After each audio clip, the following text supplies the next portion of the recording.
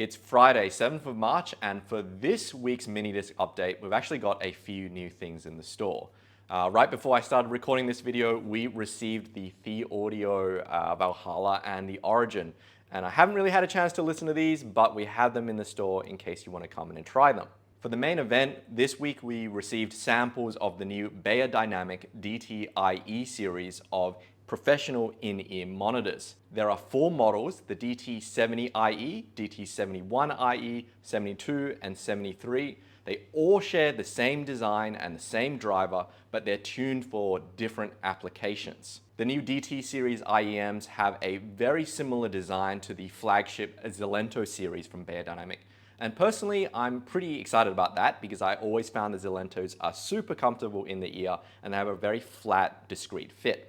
And for a lot of customers, particularly when other IEMs just don't fit because they have particularly small outer ears, the Zilento series has always worked really well for us. Like with the Zilento, the DT-IE series IEMs share the same Tesla 11 single dynamic driver, and they're just tuned differently based on application. So the 70 is the general mixing and reference monitoring IEM, the 71 is tuned for drum and bass, the 72 for vocalists and guitarists, and the 73 is for classical instrumentalists and piano. Right off the bat, I'm going to say the 70 and the 73 will have the most popular tuning for general music listening. The 70 has more of your typical stage monitor kind of tuning, a little bit of extra reinforcement in the bass and the lower mid-range like the Sony IR M7 or the Shure Aonic 4. But most importantly, the bass is extremely tight and well controlled. There's a little bit of an extra peak in the high frequencies, but it's not as extreme as it is on some older Beyerdynamic models.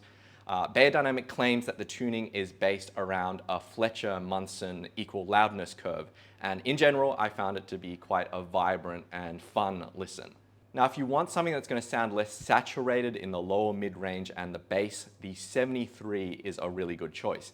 It's got a thinner sound, somewhat more tilted towards the high frequencies, but overall it's just nicely textured without sounding harsh. And for someone who wants a lot of detail or just an overall kind of flatter, brighter sound, I think it's definitely worth checking out. Now the 71 and the 72 are a bit more specialized. The 71 is similar to the 70, but with even more bass enhancement. And I think the 70 pretty much has a well-balanced bass tone. So the 71 brings up that doof and extra notch. Now, it's a bit too much for me, but it might work just perfect for you. The 72 is tuned for vocalists and guitarists, and it has a very, very strong reinforcement in the presence or the upper frequency range of vocals.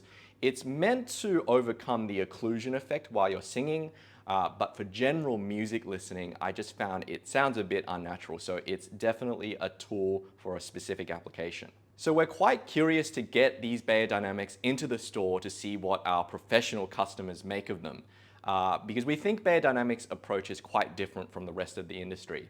So for manufacturers like Shure and Ultimate Ears, they do have models that are tuned for particular applications, but they generally put them at different price points.